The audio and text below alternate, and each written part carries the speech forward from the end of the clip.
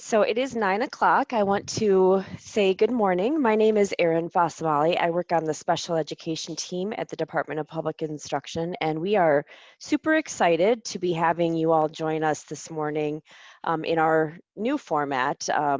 We typically get together face-to-face for a few days in the fall before school starts, and due to the current situation, we are unable to do that. So we are trying a new method this year. So we're hoping to get feedback from you on how it's working and are looking forward to the opportunities that we have to learn together over the next several months. So welcome to the 2020 Special Education and Pupil Services Leadership Academy. I'd like to say a special thank you to Diane from ASA, as she's been providing a great deal of technical support and helping us with the logistics. A special thanks also to WCAS, Gary Myra, RSN, who are joining us, and some other DPI consultants that are going to be joining us today. If you could go to the next slide, please. So as a reminder, just to help minimize technical glitches, we're asking everyone to please turn off your videos, mute your phones, and use the chat function if you have questions or comments. We've also created a parking lot that Tracy is going to be linking in the chat shortly. We can use that to you can use that to insert comments or ask questions that we might not be able to get to during the call, but we will definitely work on getting responses to you in between our bi-monthly meetings. Next slide, please. So the objectives for today are really to kind of establish the framework for the year, share resources. We're going to spend some time talking about the importance of self-care and compassion resilience. We're going to forecast the upcoming webinars, and Tracy's put together a number of resources for you. And so we'll be spending some time looking at those. And then we're going to introduce an equity and decision policy tool. And now I'd like to turn it over to Julia Hartwig. She is the director of the special education team at DPI, and she's gonna share some more information. Good morning, everybody. It's really wonderful to be with you this morning. Congratulations in your new roles or your continued roles. I hope that you and your families and your communities are all well in this unprecedented time. What a time to start a new job, or even be in the first few years of a position such as this. The leadership qualities, the technical and adaptive leadership during this time is quite large and impactful, and the vast influence you have is deeply meaningful and impactful. So we're, in this spot where we're dealing with what you've maybe heard call a dual pandemic of COVID-19, of course, and all of its vast impacts, as well as systemic racism within our systems. And those both impact all we do as leaders and as educators. And I want to send a message that we are here to help, and we've put a lot of systems in place for both technical and adaptive leadership. You'll see on the screen, as Erin mentioned, this is a collaboration between the Wisconsin Council of Administrators of Special Services, or WCAS, and you will hear from members of WCAS in a little while, Lisa Miskow and Gary Myra, Executive Director. So thank you for your collaboration on this series, as well as our deep collaboration in an ongoing way. Also, the Regional Special Education Network, or RSN, is a DPI funded project where we fund within each CISA a director, an experienced director of special education, to provide support to you all regionally. We consider these folks kind of a branch of the special education team, and I strongly encourage you to access their supports. And then, of course, the Wisconsin Department of Public Instruction and the special education and the student services teams join together to make the Division for Learning Support along with our 2 state schools. So a big thank you particularly to Aaron and to Molly and to Nico. You will hear from consultants throughout this series. Go ahead and move to the next slide, please. I wanted to just kind of start out with this poem. What if? What if 2020 isn't canceled? What if 2020 is the year we've been waiting for? A year so uncomfortable, so painful, so scary, so raw, that it finally forces us to grow. A year that screams so loud, finally awaking us from our ignorant slumber. A year we finally accept the need for change, declare change, work for change, become the change. A year we finally band together instead of pushing each other further apart. 2020 isn't canceled, but rather the most important year of all of them. And maybe, I'll add, maybe we are the people that we've been waiting for. So it is an intense time, and I just wanted to ground us in this important work and know that you are embarking on one of the most amazing jobs in the world, and I welcome you. You can move to the next slide. The next couple of slides, I've put together some resources for you. So there are many, many links that you will see. There are many, many resources. And what I don't want is for you to become overwhelmed. I know that is goes without saying at this point probably, but I've starred a few of these for kind of high leverage resources. So you will automatically receive the weekly Division for Learning Support, or DLS, newsletter. But that is a place where we push out from our division really important information. So I really encourage you to every week access that information. That is our main conduit for disseminating information. So I put a star there, and there's not a link because you'll be automatically enrolled in that listserv. The second link is the Special Education Leadership Directory, where you can access all directors of special ed and pupil services to network and other things. There's a link there to subscribe to DPI email lists. There are a number of them, so you can go to that page and look up what's of interest or need to you. I put in parentheses the collab support email address in particular, or listserv in particular, because that's a little bit more kind of content focused, instructional focused, coming from the special education team. So also an important listserv. The Special Education Index, our website can be a bit of a challenge to navigate, and there's a lot of information on there.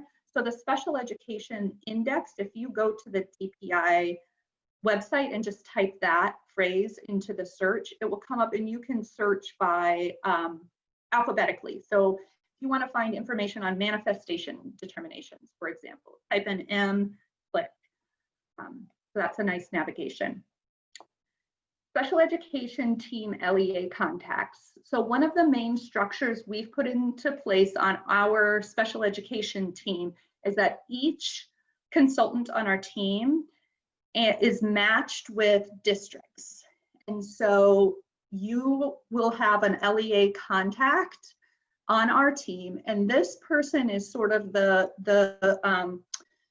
your main contact on our team. They may or may not be the expert in the content area that you're calling about, for example, but they will then talk to other folks. They'll know where to get the information and filter it back to you, or who to refer you to.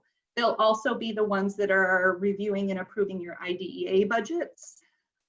So it's a really nice way so that you can get to know one person on our team at least and have that single point of contact. There's a link in there for you to, if you haven't heard from your LEA contact, which you will, if you haven't already, you can look them up in their contact information by district in that link. And then of course I mentioned the Regional Special Education Network, or RSN. And again, I highly encourage you to connect with those folks because they are there to support you. Okay, next slide, please. I wanted to also provide some DPI COVID-19 resources. There are many at this point, as you are likely well aware. So I've put a star by a few here. Of course, the DPI COVID-19 webpage is where we encourage folks to go because it houses all of the information related to COVID-19 from the department. And then you can kind of link from there to the different teams and resources. Education Forward, as you are likely aware, is kind of the statutorily required return to school guidance that DPI has developed. There's lots of information in there. There's special education and pupil services, mental health information right within that document, and then also some nice links to additional resources. The special education COVID-19 webpage hosts a number of special education specific resources to COVID-19, and I have starred one of them in particular, which is our question and answer document. That's updated almost weekly. And that's why I encourage you to to become really familiar with that document and the requirements and recommendations within the COVID-19 impact. And again, that's updated weekly, so please stay familiar with that. Additional services bulletin as well. So as a result of the impact of COVID-19, instead of calling it compensatory services, we've rephrased and reframed to additional services. So you'll want to become familiar with that bulletin, as well as we have information on teleservices. And then I've also added the student services, prevention and wellness, or mental health COVID-19 resources. And I think with that, that'll be a nice transition to pass it over to Susan. I wanted to just thank you again for your dedication to this work during this time, and I welcome you, and please don't hesitate to reach out to me, to team members. We're here to help you. Thank you. Thank you, Julia. Good morning. On behalf of me and the Student Services Prevention and Wellness team, otherwise known as the SSPW team, which you may hear that acronym, welcome to the Special Education and Pupil Services Leadership Academy and to the new year.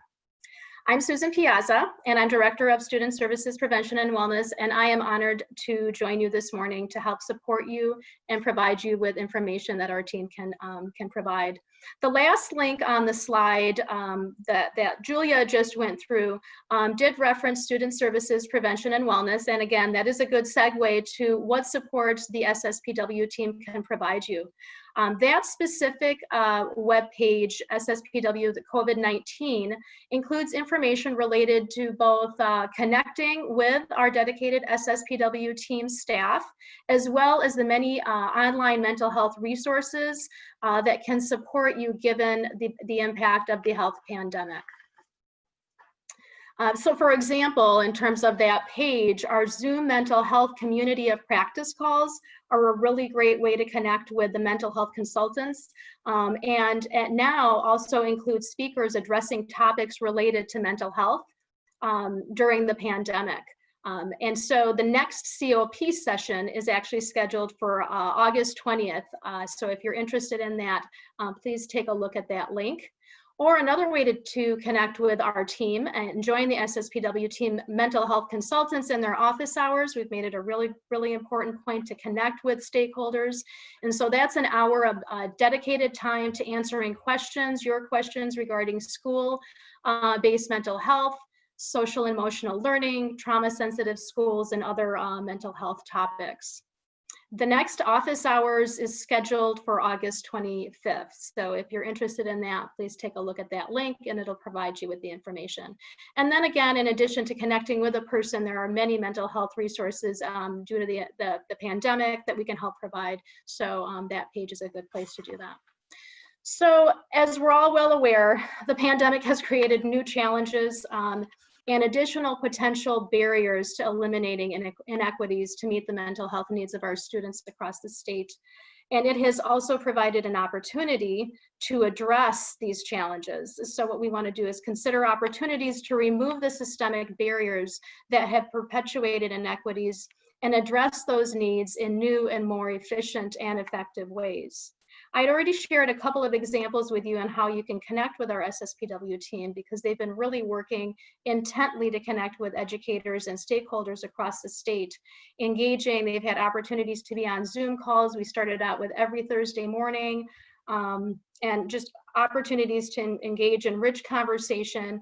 And we've really actually also provided a really wonderful way of connecting networks of supports around the topic of mental health across the state with our educators.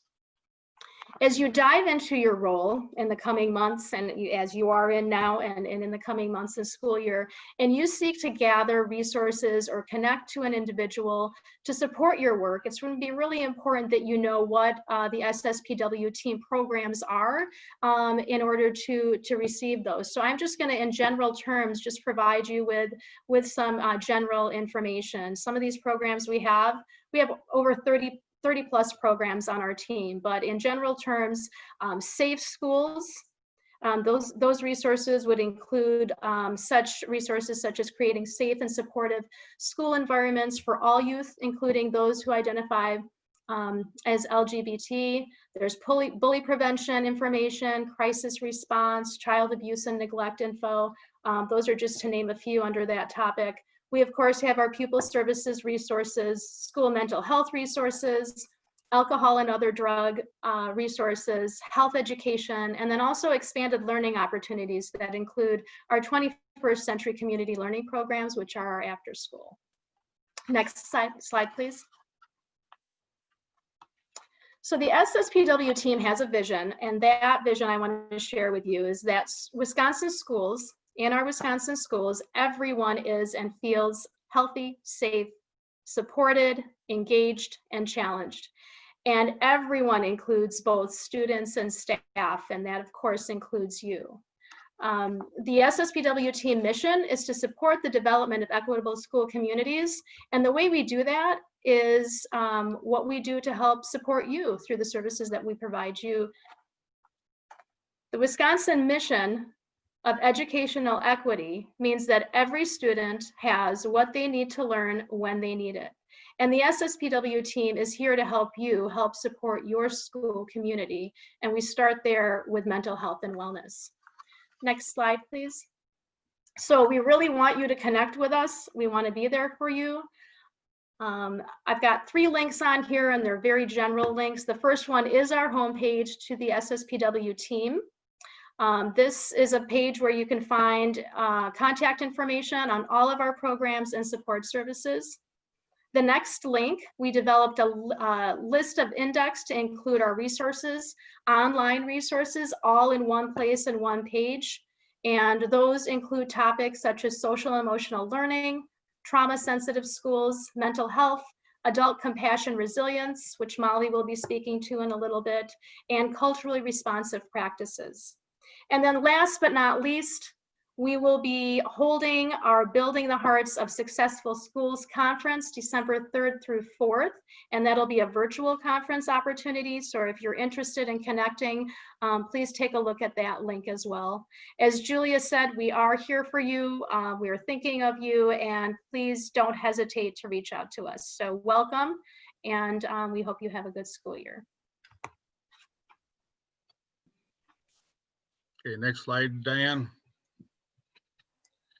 Good morning, this is Gary Myra. I'm the Executive Director for the Wisconsin Council of Administrators of Special Services, otherwise known as WCAS. And we're very pleased to work collaboratively with the Department of Public Instruction and the RSN network to provide services to give you support throughout the year. We have been doing this since about 2001. And we learned that new directors coming in face a lot of anxieties. And as we prepared for this session, we realized that this year, more than any other year, you probably max out on anxiety right now. So one of the silver linings that has occurred because of COVID is that normally, as you heard before, we would have this held in Madison, and it was a 2-day brain dump, and usually people walk out just kind of like deer in headlights by the time they got done with our meetings. So collectively, we said, let's not do that to you guys this year. We're focused more on giving you support and making sure that you're okay as you enter this new role as a leader in your district. One of the things that I'm going to do is introduce Lisa Miskow, who is our president-elect in WCAS, and our organization is there for directors, and it is similar to what the principals have OSA, the superintendents have WASDA, the business directors have WASBO, and we all collectively work together in what's called the School Administrators Alliance, and that essentially is the powerhouse right now of fighting for children's rights and education in Wisconsin. And so what we try to do is minimize the impact of people who are trying to tear apart public education. And so what we do is we try to provide you with a lot of information as our members. And so with that, Lisa's going to go through the list of resources that WCAS provides for you. So here you go, Lisa. All right. Thanks, Gary. Hi, everybody. I'm Lisa Miskow. I'm the executive director at CISA 8, but I'm also, as Gary said, the president-elect now for WCAS. So, and I'm very honored to be in that role. I've been on the board for a number of years, and I'm excited to take on this this new challenge, especially in this COVID time. Gary covered a lot, but we are WCAS. You can see our website at the bottom, wcas.org. I would strongly encourage you all to join our organization. You get some really nice resources. So as you can see on the screen, there are weekly updates. So often will coincide with DPI, but we have a little bit of an ability to take a different twist, and the advocacy piece is huge with our organization. And we often get some suggestions on how we can advocate and support the growth of children in our state. So that would be a great resource for you. Also, we offer conferences. This year we're planning to offer 2. One will be virtual. The other one maybe will be face-to-face. We'll see what happens, but you get some reduced rates on those things, and then other resources as available. Like the RSN, we also have a regional rep for each of the 12 CISAs. And so you'll get updates from your regional rep at each of your RSN meetings from specific to WCAS information. And then on our WCAS website, there's some links of interest that you'll definitely want to take a look at. And we try to serve as a resource, not just for our members, but there are a number of parents that also access our page as well. So, and then as you request, if you would like a professional mentor or coach, you can reach out to Gary or myself or anyone who your regional rep, and we can connect you with a mentor or coach. All right, anything else to add, Gary? No, that's it. One thing that, as far as a mentor and professional coach, that would be something that is no cost to you or your district. It is a professional courtesy. What we do is we try to link you up with someone who has experience that we feel will be a person that can give you some good guidance as you enter this first year of service. Yeah, and we welcome all of you, and please know that you're not on your own. Reach out to your neighbors, reach out to DPI, reach out to WCAS. We are all here to support each other, and that is every year, not just this year. So anytime you need help, please reach out and welcome. And our mantra is, our goal is your success. So now we'll turn it over to Chuck. Good morning, everyone. Thank you, Gary and Lisa. And, that's a perfect segue, Gary. Our mantra is, success for everyone. And that's absolutely what the goal of our sessions are today going forward. And I was asked today to just talk a little bit about what does the year look like going forward with regard to these sessions. And I'm personally so excited to have a full year of opportunity, because as Gary mentioned earlier, the brain dump all at once is really difficult to process. I remember being in that situation and just walking away saying, I can't take anymore. So I'm excited about the format that we have. One real quick comment before I get to the bullet points is that it would be wonderful for all of you to continue to communicate with us, and there'll be opportunities for you to do that, particularly at the end of today's meeting. We have the survey at the very end. Use that survey, give us feedback on what you liked, what you need, what content area you might need more of, and so forth. This is going to be an ongoing process. So what we have planned right now doesn't necessarily mean, and it's minimal really, we have a lot of the year left open for your input with regard to tell us what's on your mind, where are the needs that you have, and particularly as the year unfolds and things change, we're going to be very responsive to your needs, and that's what's exciting about this. So looking at the slide, we've got monthly webinars planned, each of those sessions, and that's through, by the way, spring of 2021. They're centered around specific topics that are really going to be very relevant, and that's very key, relevant to directors across the state. They will be intended to be roughly 2 hours in duration. I think that we're going to stick with the 10 to 12 time frame. One of the really neat parts of this that we know that you're just not going to be able to make all these meetings. They will be recorded, and then they will be archived in our resources section. And I believe that Tracy will be touching on that a little bit later in today's presentation, so you'll know right where all that material is archived. Certainly, if you're attending and you might want to review some of the material, you can go back and review it again, and or if you're not able to attend, certainly you can gather that information there. I think one of the things that is most important, for me at least, is that a standing topic throughout the whole series this year is going to be equity. I mean, we talked a little bit about it earlier. Susan mentioned it. Not only the ongoing inequities in education, but I think the new inequities that our eyes were just open to in this pandemic age of really, there's a lot of inequities out there that are standing in the way and i.e. barriers to our students' education. And how do we become aware of them, cognizant of that, and then how do we really address it? And I'm looking forward to Nico's discussion here a little bit later on in our session today, where he'll talk about the tools that we have for you to kind of help you identify those areas. And then lastly, there's going to be opportunities to expand your thinking upon what we learn in these sessions. We're asking that our RSN directors actually take this material and then build upon it in their RSN meetings that are kind of in a regionalized approach, so that this is just not a once and done, rather it's an ongoing discussion, whether we're talking inequities or whatever procedural areas that you find that you need help with. I know that one area that was very important to me was the budgetary portion of my job and how to work through those challenges. So that being said, we've got a lot of opportunities for you in the year ahead, but then again, we've got ideas and plans, but please communicate with us so we can continue to develop these sessions in ways that are relevant to your needs. With that, I'm going to kick it over to Tracy, and it's all yours. Thanks, Chuck. Yeah, so mine's not quite as exciting, but very important. Just some general things that you'll want to make sure that you have access to.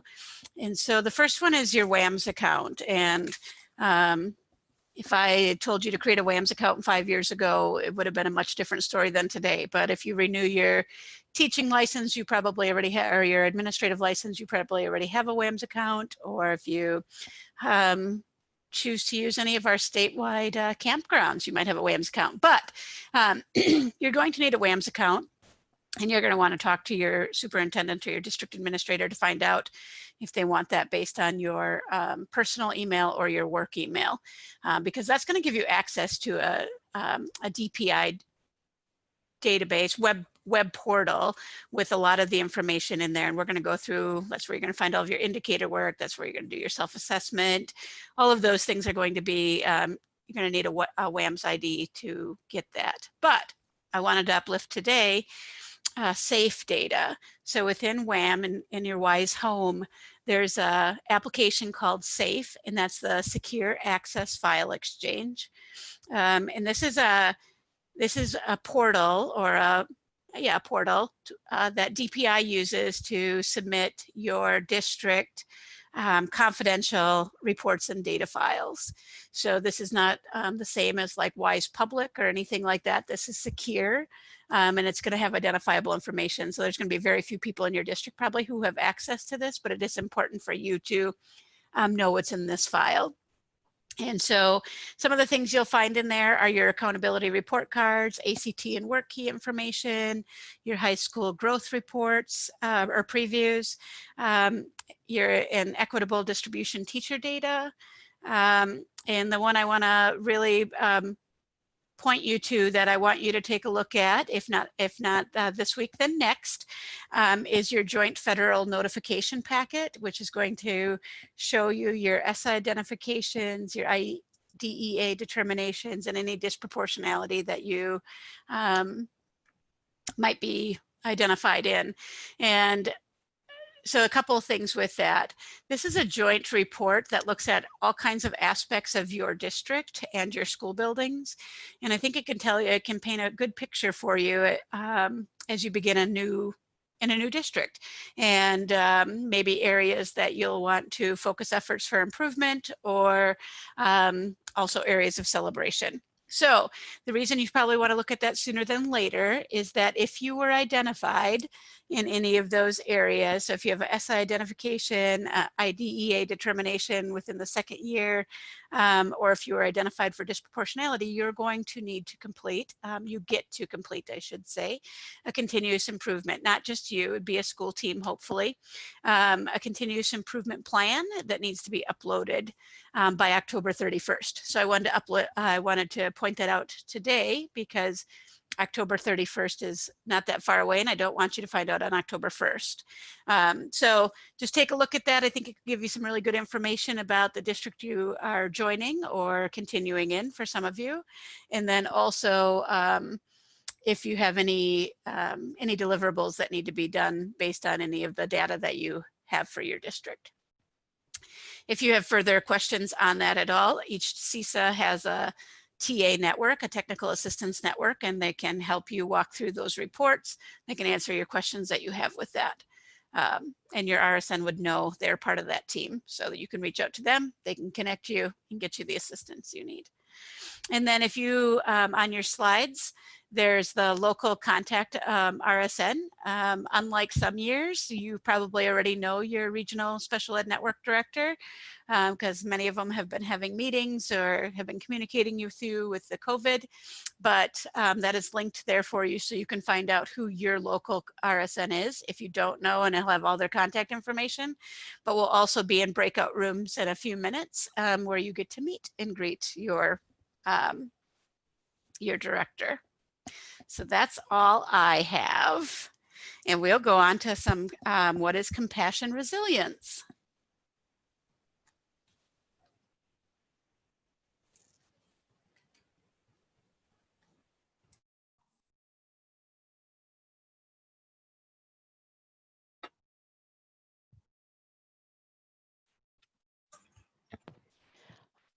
Molly Herman, if you are talking, we cannot hear you. I was not talking. I was thinking good. Gary was kicking this off for a minute, but maybe it is me. Okay, sorry. I just want to make sure. That's all right. I'm with you. Good morning, everyone. This is Molly Herman. I'm an education consultant on the SSPW team and part of the kind of subgroup of school mental health consultants on the team. And I oversee a federal grant that assists a handful of districts in our state with really digging into school mental health. But what I'm here to talk about today is compassion resilience. And so I've had the honor of being able to work with my colleague Liz Krubsack, and also to learn from Monica Caldwell, who is one of the developers of a compassion resilience toolkit that I'm going to be talking about today. And she co-developed it with Rogers in Health. And so Gary invited this topic, and others on the planning committee invited this topic because, boy, do we need some compassion resilience, compassion for ourselves and compassion for others right now. So I'm going to talk a little bit about definitions, give you a little taste of what might be in that toolkit. And then I have great news for you, which is that it's free and accessible online. We're going to see now if I can talk while I paste. And if so, you'll be able to see that toolkit link in the chat box. I think that was successful. So first, let's ground ourselves in what we're focusing our efforts on to accomplish this work of compassion resilience. So when we think of this idea of resilience in terms of educators, we're really talking about educators having the ability to use their energy in a productive way that achieves school goals and meets student needs, even in the face of adversity. And I don't know about you all, but I find myself saying, especially now, after everything lately. So you can imagine me doing that after pretty much every sentence that I'm going to share with you. So compassion resilience for those in the education field looks like being physically, emotionally, and mentally well, and compassionately identifying and addressing the stressors that are barriers to learning for students. And that can look like identifying and addressing barriers to caregivers and parents, being able to effectively partner on behalf of their children rather than blaming and shaming. So we can think of this resilience that we're hoping folks can continue to develop as a bucket of well-being that we can draw on during difficult days and in difficult situations. This toolkit that we're going to talk about in a moment will explore those protective factors that can build and maintain compassion resilience or continually refill that bucket.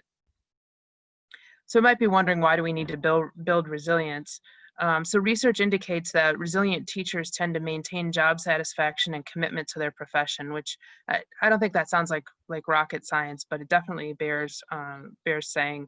So a focus on compassion, resilience will guide all staff back to their core set of values and a drive for a sense of purpose that brought them into education in the first place. Especially now during school closures, educators may be losing their ability to connect to that sense of purpose. I think we've all been challenged over the last few months. We go to the next slide, please. So one important topic to talk about before we dive into resilience is fatigue. So compassion fatigue is an umbrella term for two other terms that we hear a lot, secondary trauma and burnout. So secondary trauma, also known as secondary traumatic stress and vicarious trauma, can happen to us when we come to know the traumatically stressful events that students we serve have experienced. Those that are in a position to hear about trauma, and a lot of times that's you all, on a regular basis are particularly susceptible. And then if we look at that term of burnout, that really refers to the exhaustion of physical or emotional strength or motivation that happens as a result of prolonged stress related to a very high workload, non-supportive work environment, and or feeling that our efforts make no difference. And I think we could all add to that this completely bizarre work environment that we currently have, where we're kind of out on our own in a lot of cases physically and not connecting with coworkers. So compassion fatigue can really be summed up as the feelings of depression, sadness, exhaustion, anxiety, and irritation that may be experienced by people in their work and or their personal life. So what might that look like? So if you could all, those of you that have access to the chat box, take a few moments to type in the chat box an example of what compassion fatigue might look like in practice. Like, what might you notice, hear, or see? So one example might be becoming less effective in our roles. So maybe you start feeling that you can never do enough, you take on more, and then you become less able to do those things well.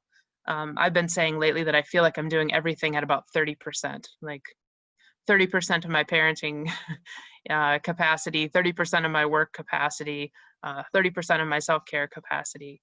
So if folks want to go ahead and use that chat box to say just what you've noticed, what compassion fatigue might be look like. So I see difficulty completing timelines, disengaged, apathetic. Someone feels not truly present in anything. I shared similar. Apathetic, hopeless, not doing anything well, no self-care. Getting stuck and not knowing where to start. A coworker just shared the other day, she said, does anyone feel like you can't get anything done between meetings?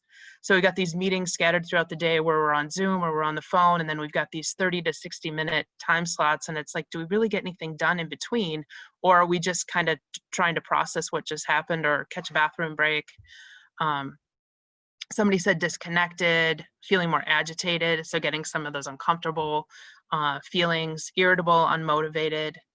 less patient for sure. And I don't know, for those of you that are home with kids, sometimes you can see the loss of patience come out in the parenting side of it, which also feels like it's spread throughout the day. So thank you for those responses. I see a lot of what does really sound like compassion fatigue in there. And so for some of you, it might be that your thinking becomes very black and white and you're not able to recognize the nuance that's involved in meeting the challenges of your work. I know for me, it's a lot of like to-do list and trying to prioritize. So I'm constantly rewriting my to-do list. And so you might notice other things like your life satisfaction decreasing, gradual lessening of compassion over time. And so certainly this pandemic that we're all experiencing presents the perfect storm for compassion fatigue. I know I've been saying that we have a shared experience under differing circumstances. So we could say, yes, we're all going through this pandemic together, but our individual experiences of it look very different. So another layer of that is not always understanding where other folks are at because they have more children or fewer children or are going through a separation or not going through a separation. So there's just a lot of different things that might be going on. And so a lot of people are experiencing this fatigue. It just doesn't look quite the same for all of us. Next slide, please. So a little humor and reality here with the stages of fatigue. So while we don't want to dwell too long on fatigue, we definitely want to get to resilience. It's important to acknowledge and validate what you might be feeling right now, and that's a normal reaction to these complex and overwhelming circumstances that compounds the usual sources of fatigue. So we already had sources of fatigue. Now we've got this unusual circumstance. So let's just take a tour around this wheel of stages of fatigue. So in the zealot stage at the top there, you can see there what looks like an adult cat kind of hovering over the kittens. So we might have an overabundance of a can-do activity. We're committed, involved, and available. We're available all the time. We're ready to problem solve and make a difference and willing to go the extra mile.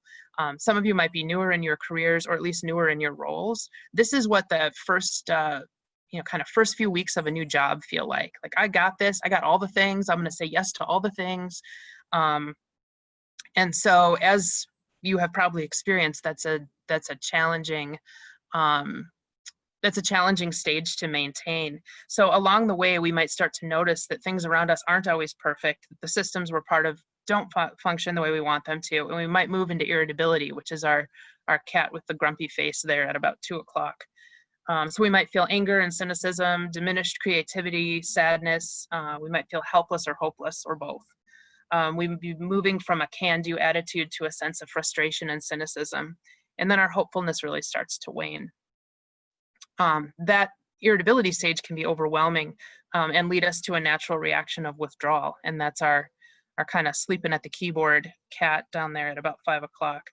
So we might be overwhelmed by complexity, chronic exhaustion, physical illness, difficulty empathizing, which is something we hoped we were going to be able to do probably coming into our careers, feeling numb to others' pain and absenteeism, or sleeping at the keyboard in the case of this cat.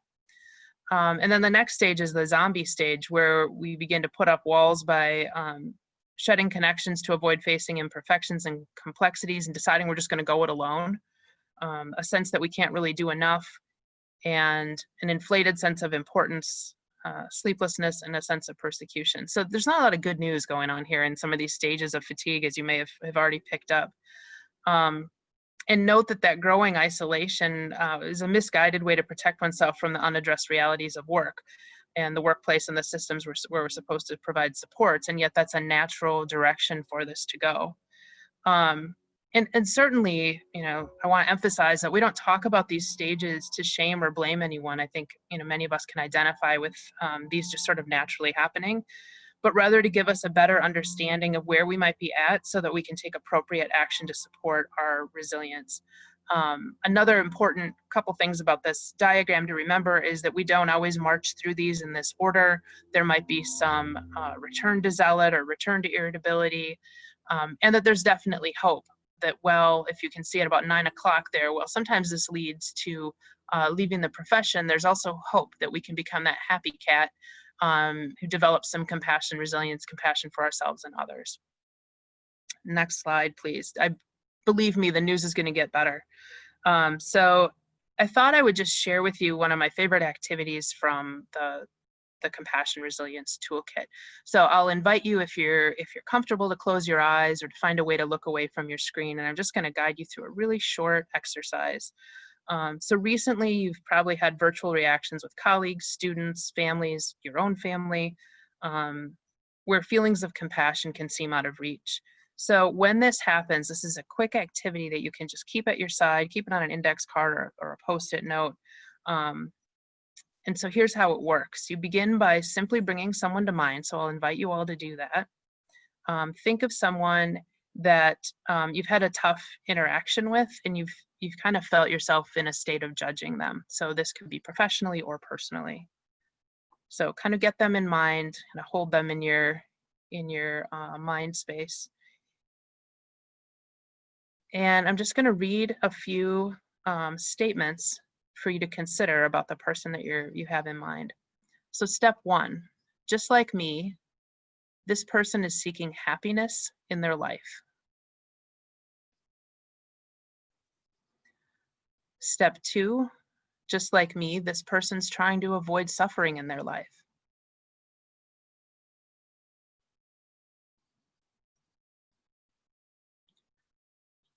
Step 3, just like me, this person has known sadness, loneliness, and despair.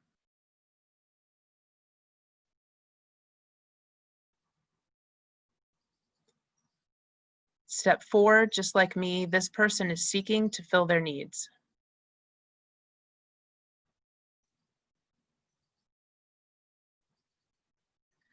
And step 5, just like me, this person is learning about life.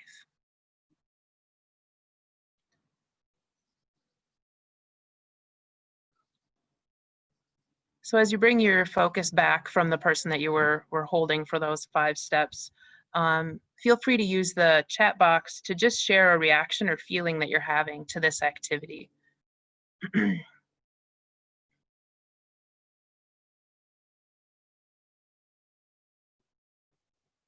That can just be a word or a phrase.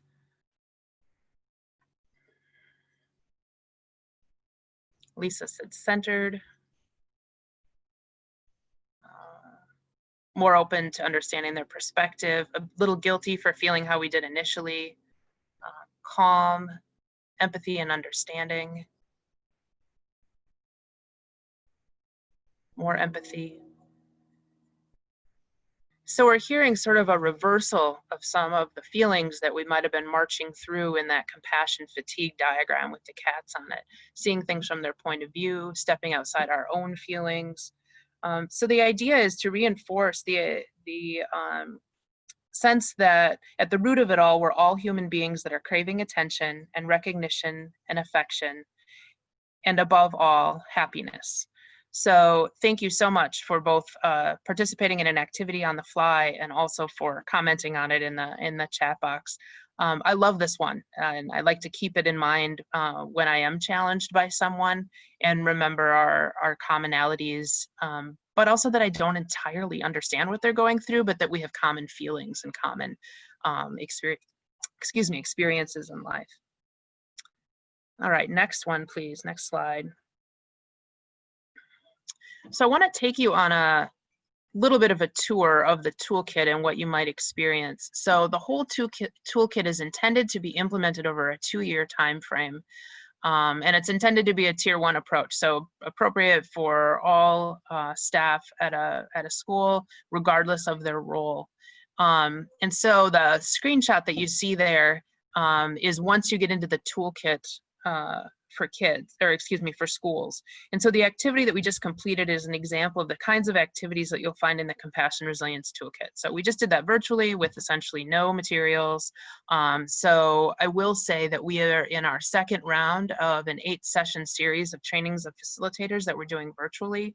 And we worked out a lot of the kinks. So I imagine if folks are going to adopt this toolkit and do a training of or have folks at your own school or district do it, that you're going to be doing it virtually. So we've learned a lot about that. And I will say that it lends itself very well to a virtual application. Thank goodness. This isn't like a materials heavy toolkit by any means. And that the toolkit's really one way for schools to support staff resilience, particularly during this difficult time. So we're going to walk through a few of the components of it in a minute. And I will say that if you're feeling like, oh my goodness, here comes another toolkit, what am I going to do? Kind of piling on your shoulders, that it's free and you can pick and choose what parts of it, and that there's no requirement to go through a training before you use it. It's intended to be really user friendly. And I think it's important to point out before we move on to the components that teachers aren't the only ones who benefit from a focus on resilience. Principals, administrators, superintendents, student services staff, coaches, paraprofessionals, anyone who can form that school community can really influence a school that will thrive.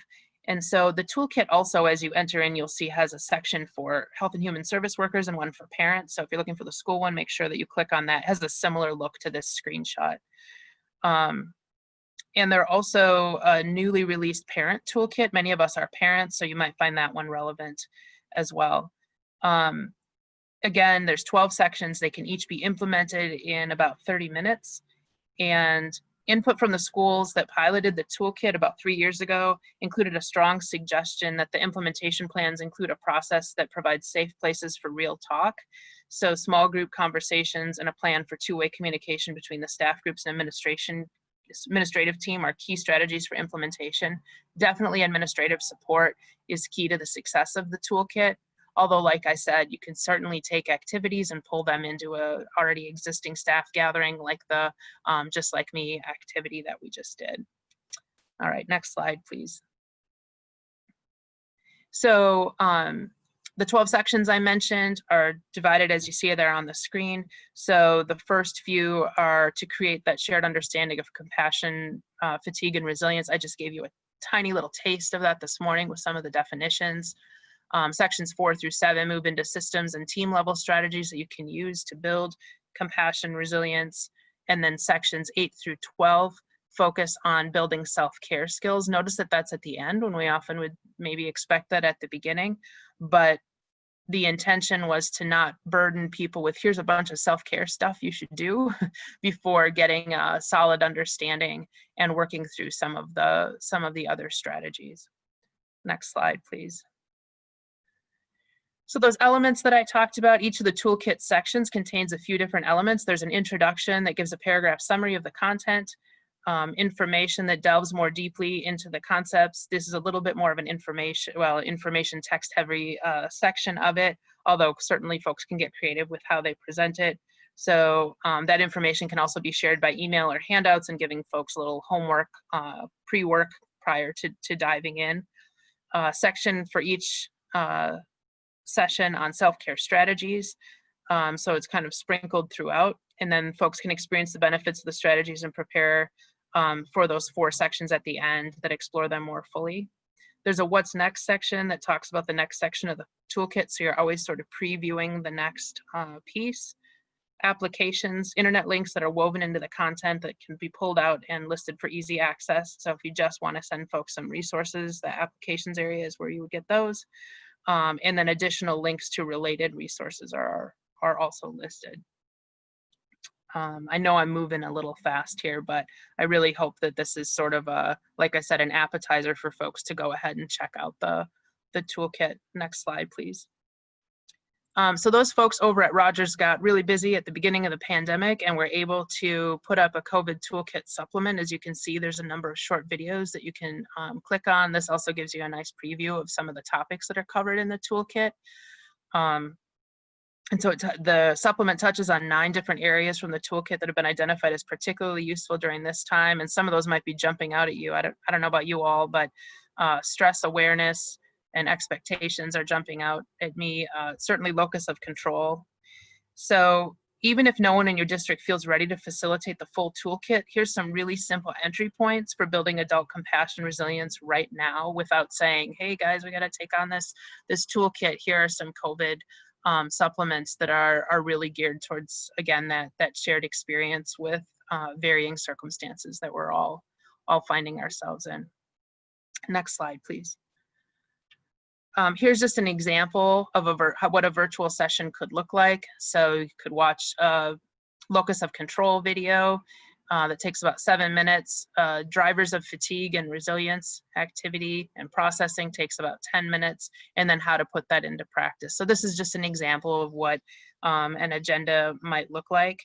And like I said, many of the toolkit activities could easily be adapted to a virtual setting. I know that Susan mentioned our community of practice calls, and I will say that when we started talking about compassion resilience and whether or not folks were doing any sort of self-care or compassion resilience, that got people talking probably more quickly than any other topic that we brought up. And then not surprisingly, as folks began to sign up for the trainings of facilitators, we had wait lists. So this is definitely a topic, and I see some of you talking about this in the chat box as well. This is definitely a topic that people are hungry for and that districts are really looking to bring to them, to their area locally. Next slide, please. So I just want to highlight, we're not going to go through this activity, but the locus of control, fatigue and resilience exercise. It includes a video of Sue Dix, who's one of the developers of the toolkit from Rogers, leading this exercise. You can watch somebody lead it and then share that exercise with others. So the way this exercise would look if we were doing it is folks start with 2 columns. They write down one aspect of their life that has drastically changed recently. I think many of us can identify some of those, or about which you're feeling a sense of stress or fatigue. And maybe it's working from home or having your children home with you all the time. It might be your fear of COVID-19 or your fear for your loved ones. Maybe for school staff, it's trying to support students virtually. So once you've chosen an aspect of your life that's gone through a drastic change, then you use those 2 columns first to list in one column what is leading to your fatigue, worry, or fear. And I think many of us are, that's like a popcorn activity where we can start listing right away. You might note that you're distracted by your new environment, you feel a lack of structure, you miss your colleagues. On the other list, you can start adding things that are feeding your resilience. So it might be that you can sleep in a little later. Maybe you had a terrible commute that you're really glad to be able to set aside for now. Maybe taking mini breaks to play with kids or pets. And no silly responses. So just, free thought on these. And so it might be more challenging to list what's maintaining your resilience. And if so, maybe go about your day and notice what those things are and come back and list them later. And then you take those 2 lists, and when you're satisfied with them, underline the responses where you feel like you have some control, cross out those responses where you don't have control.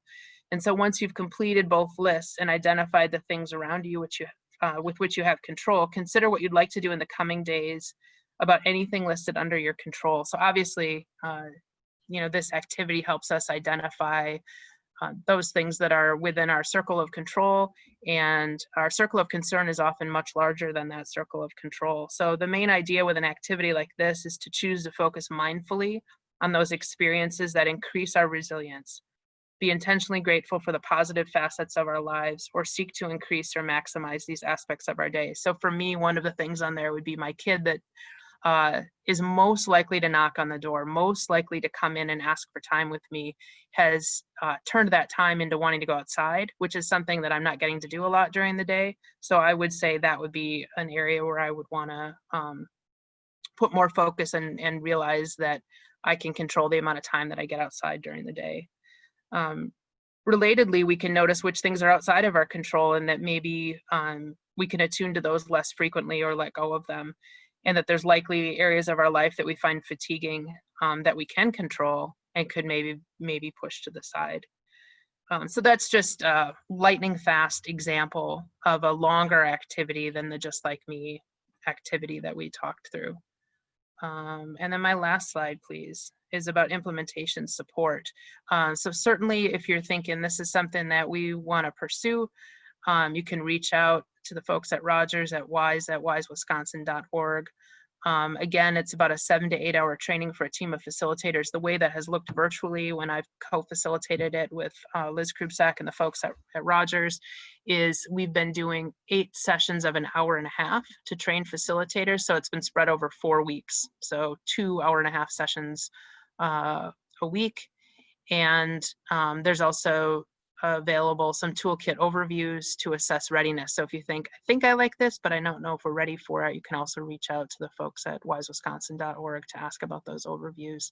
And then they do offer free office hours for implementation coaching. So if what you heard today piqued your interest, certainly feel free to follow up with me or Liz Krubsack at DPI, or to reach out to the folks at Rogers. So thank you so much. I feel like I put on my best fast talking Midwestern there. So hopefully folks were able to pick up some nuggets of interest from that. And I think I'm about to pass it to Louise, and I see that she is unmuted. Thank you all for your attention and for participating in the activity.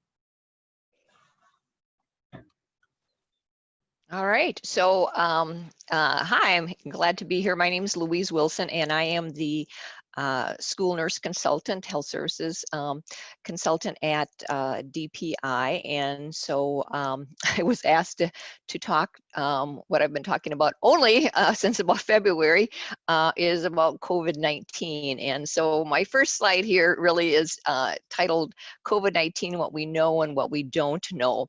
So in the chat, I guess even just to start off, would be curious, what is your and you might be too new to the job to do this, but probably not. So what is your biggest fear, biggest concern? What's when you hear about COVID-19 and think about school, what is your biggest concern? So if you can maybe just kind of put that into the chat there. But I'm going to start off then, like I said, what we know and what we don't know.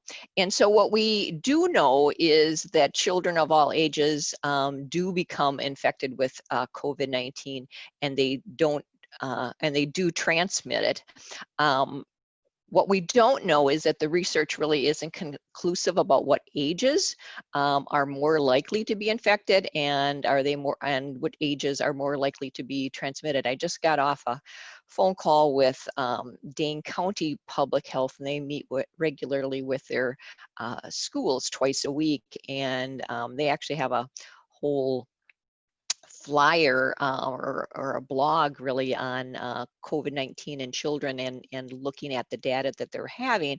And we were talking about that because they're seeing more and more cases of COVID-19 in children as they do their contact tracing. And what they say is that most of them are due to either outbreaks in child care centers or contacts with family members at home.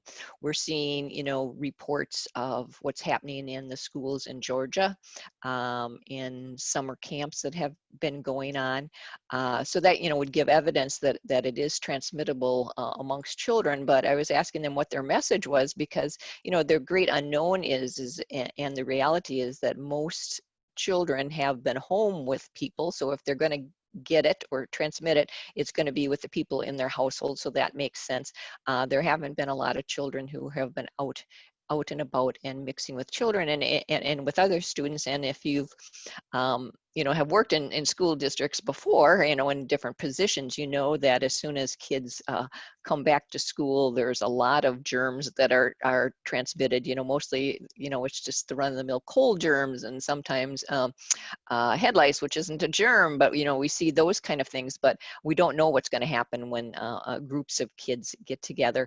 And then obviously, it's not just children, it's adults. And so what we do know then too is that there are individuals who are particularly at risk from COVID-19, and that includes children, adults, adolescents, and adults. So we also have to think about our students, staff, and their families when we think about COVID-19 and getting back to school and what our concerns are. And then what we also know is that there's community transmission of COVID-19 is occurring throughout Wisconsin. So if you could go to the next slide, please. Okay, and so this slide indicates, and I'm sure you have the slide deck there. So if you ever want to check out the data yourself, the link is there. But this will, indicates that they do have, quite a bit of transmission throughout the state of Wisconsin. There isn't a county that hasn't been affected by COVID-19. If you go to this website, you can actually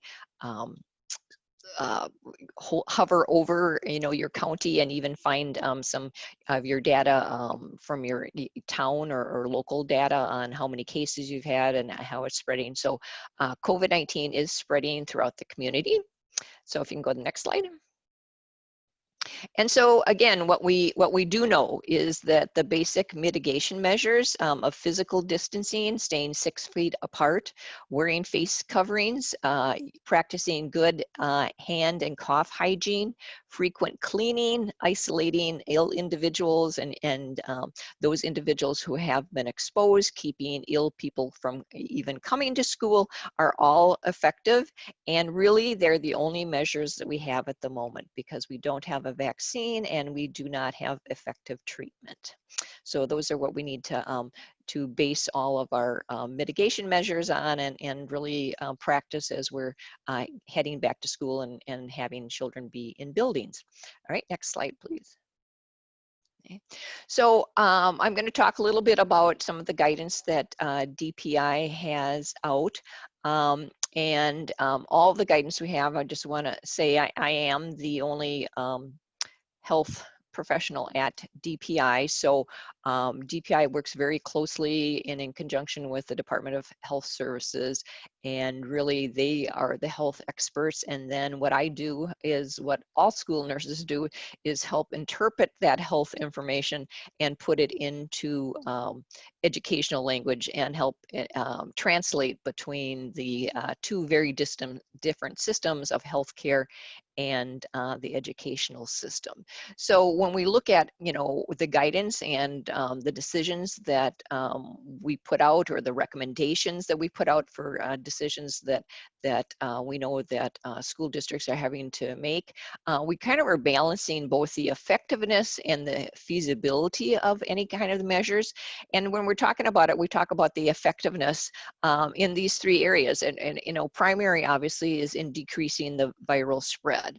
And then, another important is obviously getting children back to school so that families can return. And again, we've heard that over and over again. And then obviously providing an education. So how effective are the measures that we're going to recommend, and how does it affect the education that we're able to provide for students? And so, again, when I'm kind of looking here at the chat and seeing providing quality services, meeting the educational needs, really looking at keeping kids safe, speaks to all of those measures here as effectiveness. And then obviously you have to look at the feasibility, because it doesn't do any good for DPI to be recommending things that aren't feasible. So again, your infrastructure, how much it's going to cost, the supply chain, the staffing levels, and a lot of the feasibility depends on people's behaviors, parents, students, and teachers, and sometimes, and what's requiring is a lot of change in behaviors to return to school as safe as possible. All right, next slide. Okay, so I just wanted to point out where on the DPI website is probably the quickest place for you to find the health information. There is a DPI COVID website. It actually lives off of the school nursing website that has kind of links to all the various different sections. There's the, teaching and learning. There's links to the superintendent's emails. There's distance learning. All of those things are on the main DPI COVID webpage, and the links to their separate pages. So this is actually the separate page for COVID-19 information for school health services. So this is that direct link.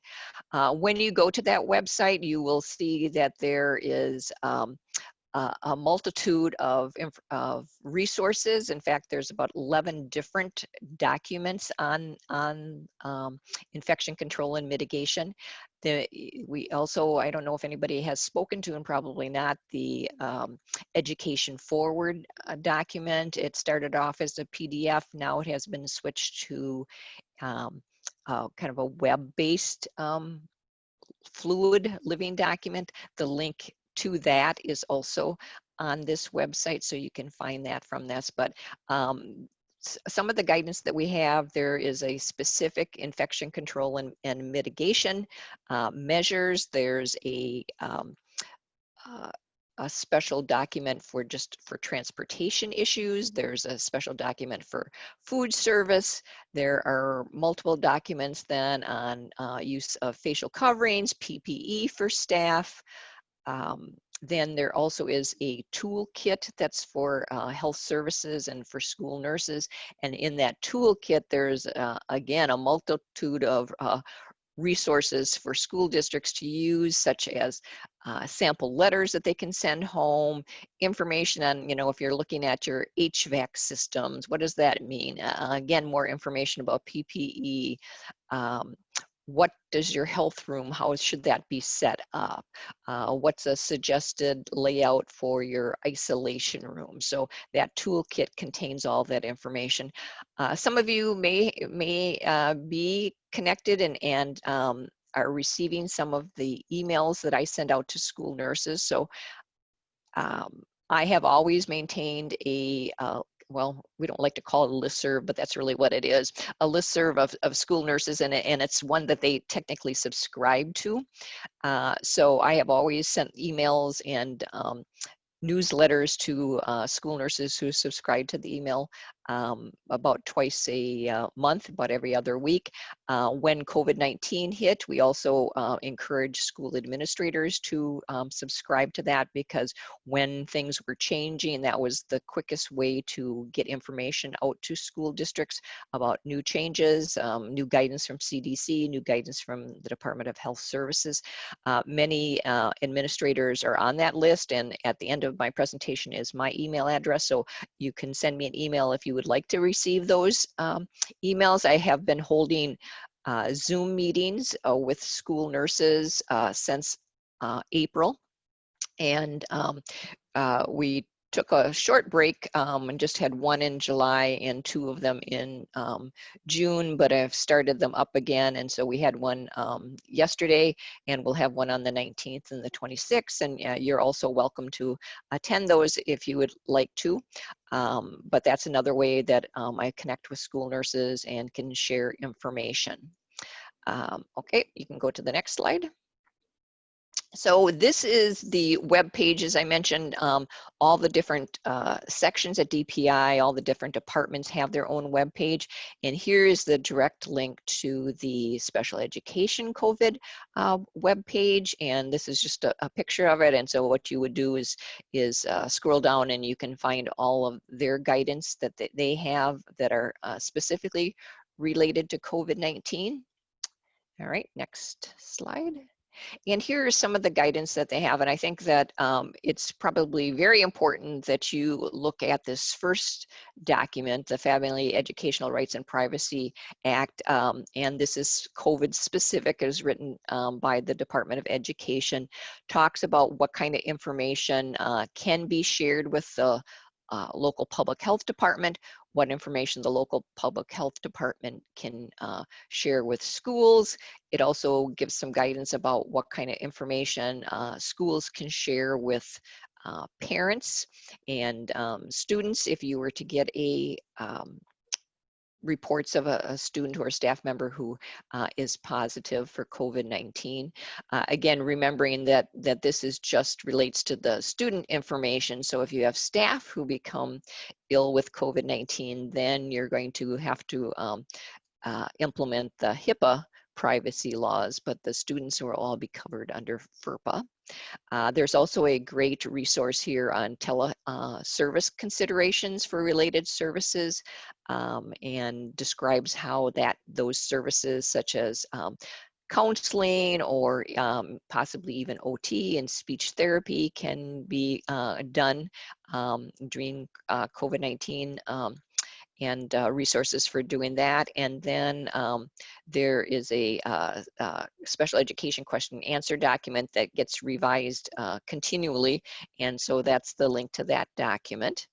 All right, if you can switch next slide. So, you know, I have done numerous presentations, have also done some media kind of interviews, and a lot of what I say, you know, people have questions on. So I don't know if there's going to be a chance to that, or if people want to put questions in the chat box, that there's an opportunity to do that, or if Gary later, if people have questions, if you want to send them to me, I would be glad to do kind of a summary blog if there's some specific questions. Again, the next slide after this is going to have my contact information, so feel free to send me a direct email if you have a particular question. But again, I would point you to all those resources. But you know, key messages as I talk with school nurses and talk with the media, and yesterday I talked with the superintendents, is again, just to remember that one, this is a novel virus, which means that there is still a lot we don't know about. And it seems to me sometimes that we are we've been living this forever, and I started this back in January. I can still remember when the day actually that the news came out that there was a virus in China. And, you know, by Monday, then we were at DPI looking at, you know, what kind of guidance, what do we need to do? We created the website, and everything has flown from there. But it seems like it's been, you know, longer than the 6-7 months, but still much is yet to be known. So it's very frustrating because we're still waiting for some new guidance to come out from the Department of Health Services.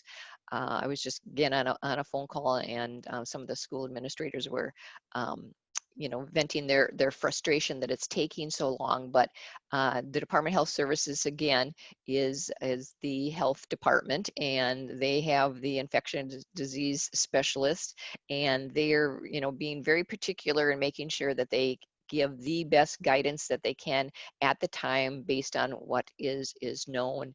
And I, you know, respect that. But what is known changes daily. And so sometimes the guidance changes daily. And so, you know, we always have to step back and remember that. I think so that's a key message, that we're still in this new.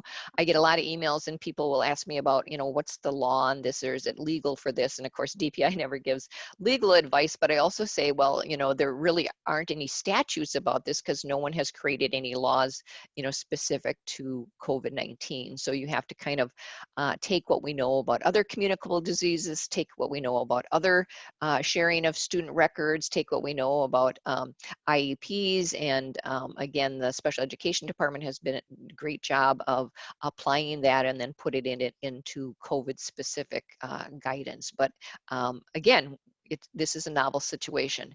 I think that this kind of speaks to what Molly was talking about, and I really appreciated Molly's conversation there, is really believing that everybody is doing the best they can.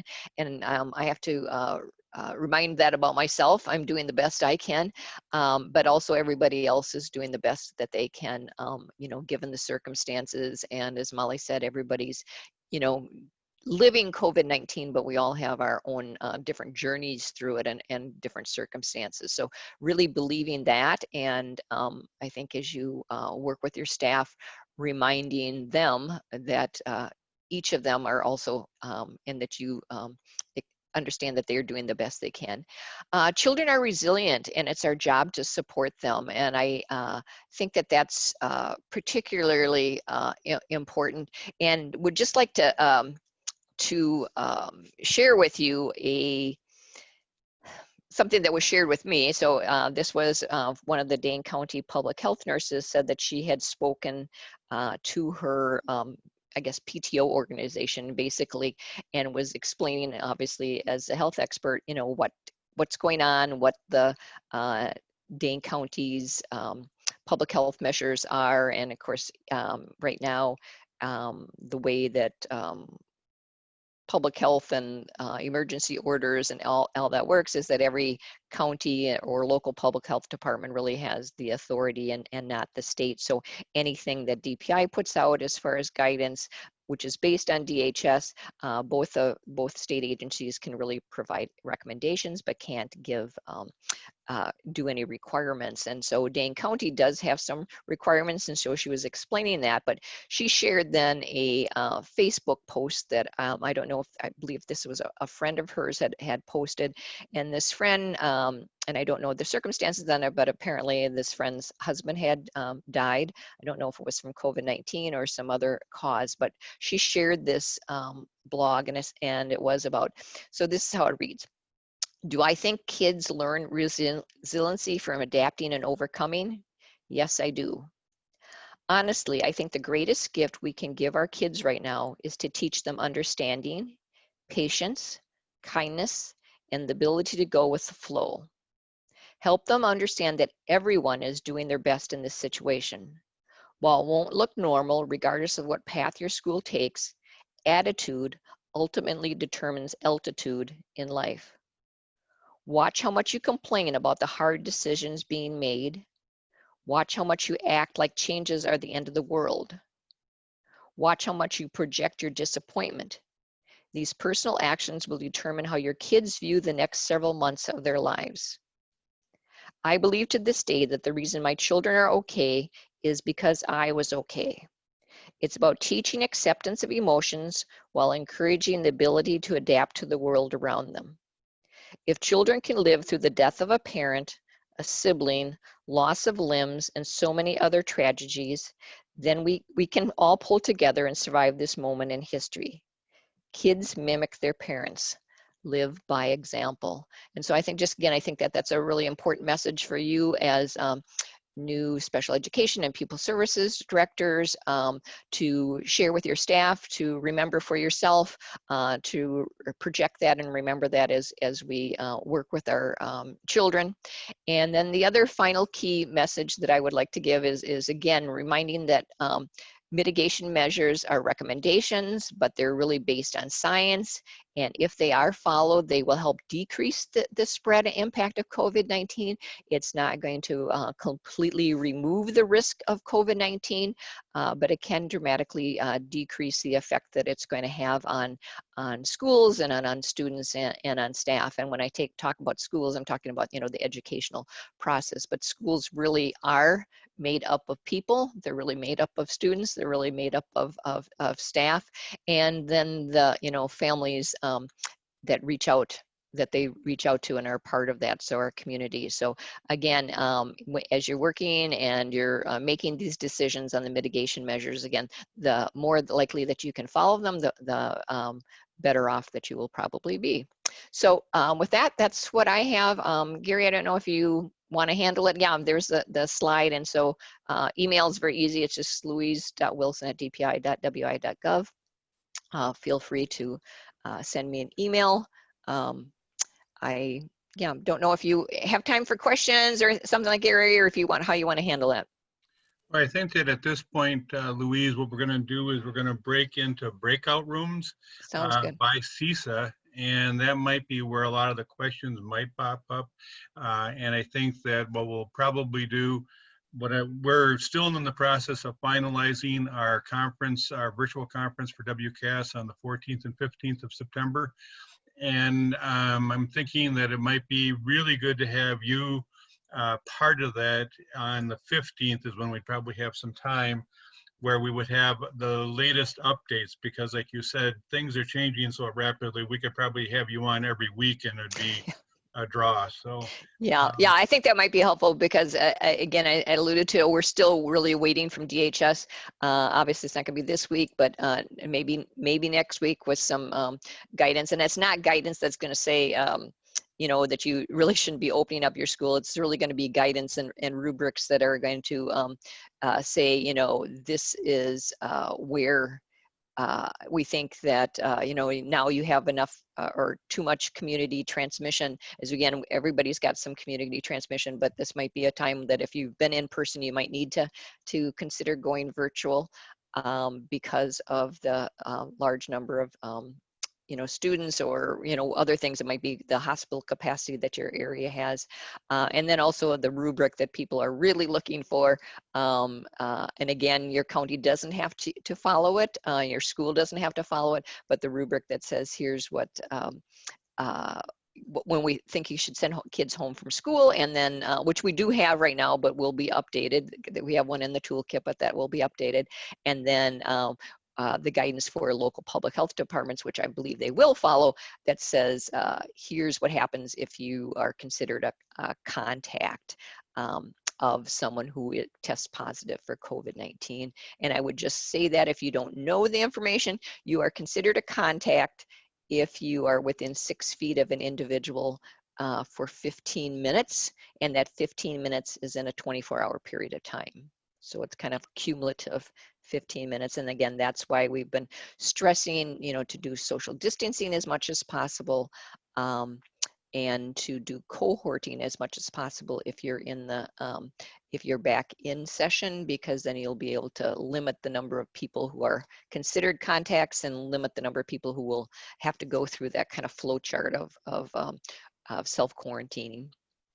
And I think that that's one reason why by the time we get to September 15th, we should be comfortably assured that the outbreak protocol is going to be released by DHS. And when that is released, I'm sure there's going to be considerable discussion, questions, and interpretations. And so I think that if we could have you and maybe even someone, a colleague from DHS that you'd recommend part of that discussion, it might be very lively, Yeah. I would think.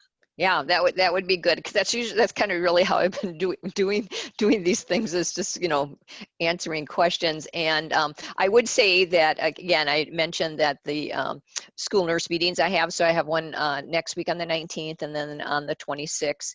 And if you have a school nurse, I would really make sure you ask her or him if they are attending those and that they have signed up for the emails. And again, just contact me at my email address if they haven't, or if you yourself would like to attend those. Unfortunately, I am limited to 300 participants, but you're free to do that. And I also, if nothing else, send out the slides and then a recording of the presentation so people can listen to it later. So, and again, as soon as information comes out, I send it out via that listserv. So just again, opportunities to get up to date. Yep.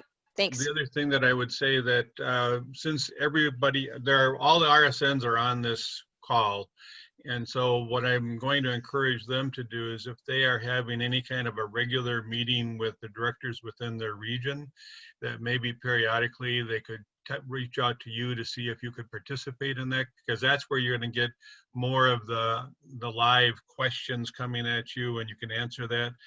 Again, listening to the superintendent conversation yesterday, all you have to do is pop the cork and it's going to go.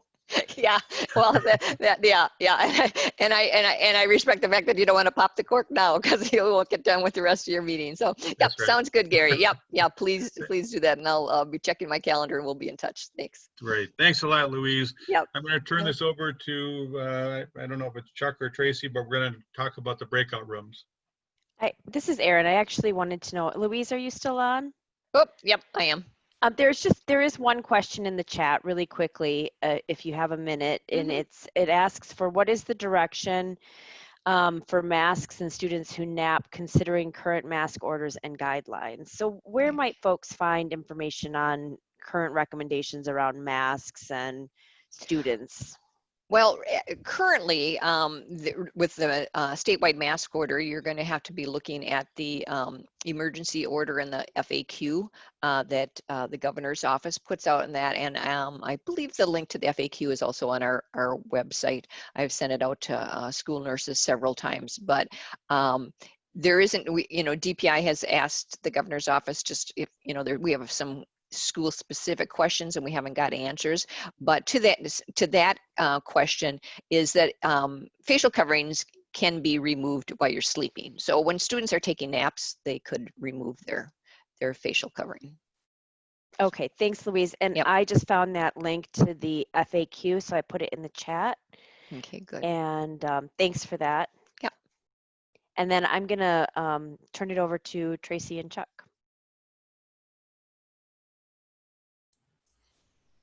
Well, Louise, this is Chuck. I just want to say just outstanding, inspired by your positivity and your outlook. And certainly I was just struck by how important it is and your emphasis on not only, health in terms of our body, but health in terms of our mind. And that segue was a nice segue along with what Molly had shared earlier. So it's wonderful.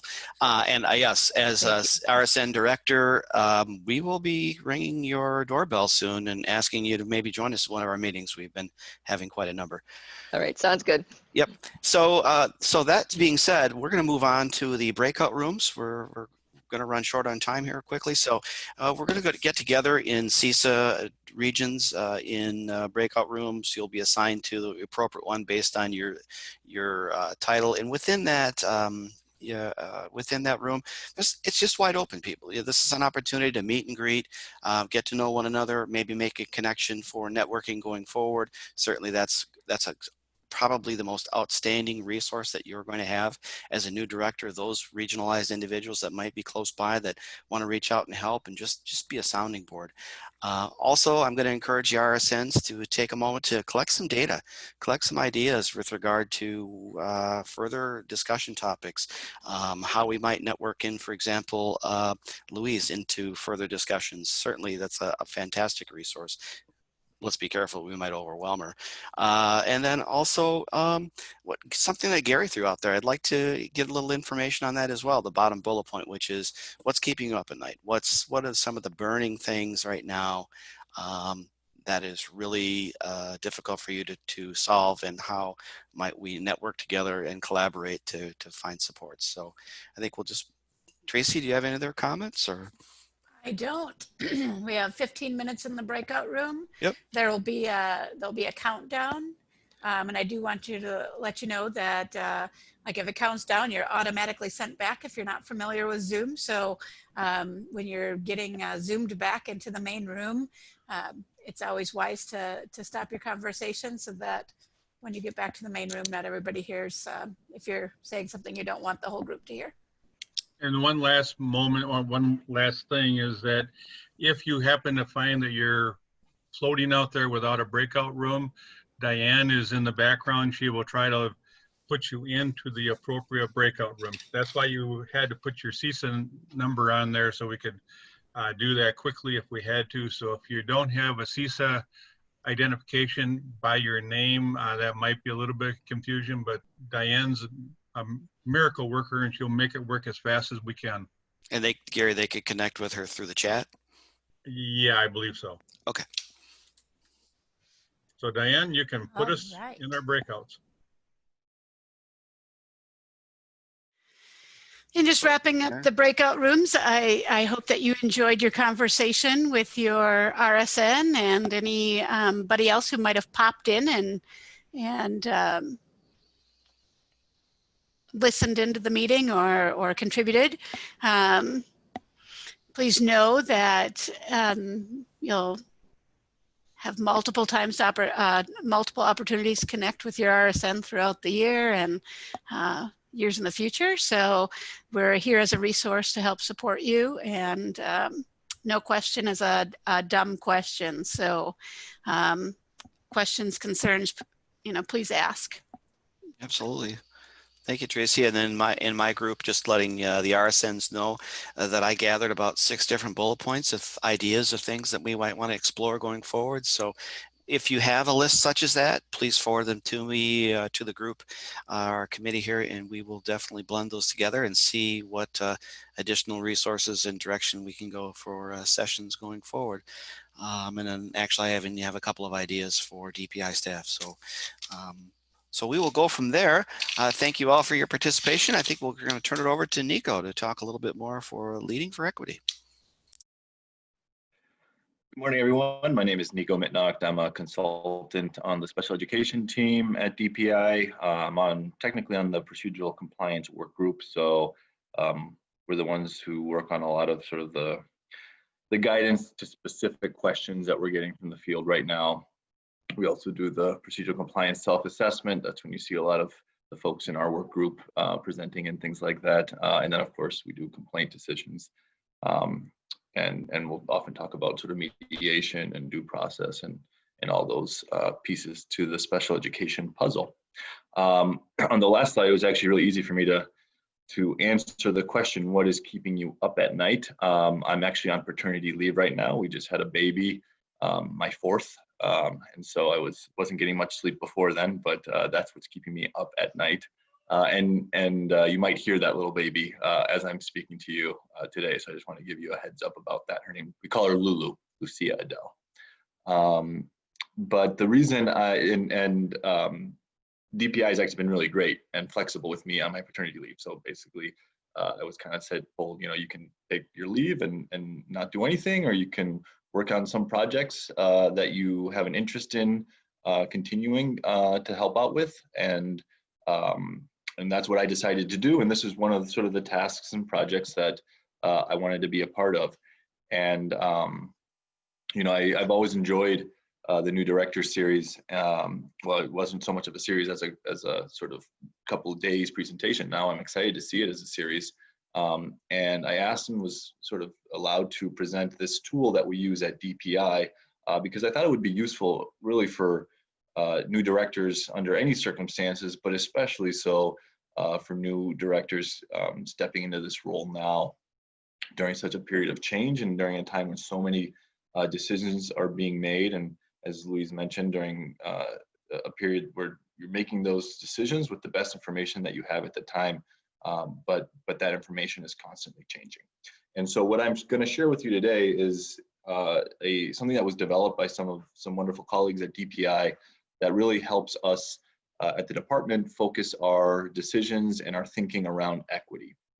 And a lot of the messaging that's coming out of DPI right now, you'll hear a big focus on equity. You're also hearing, because of everything that's happening, a big focus on flexibility for districts and flexibility within the policies that you're developing right now.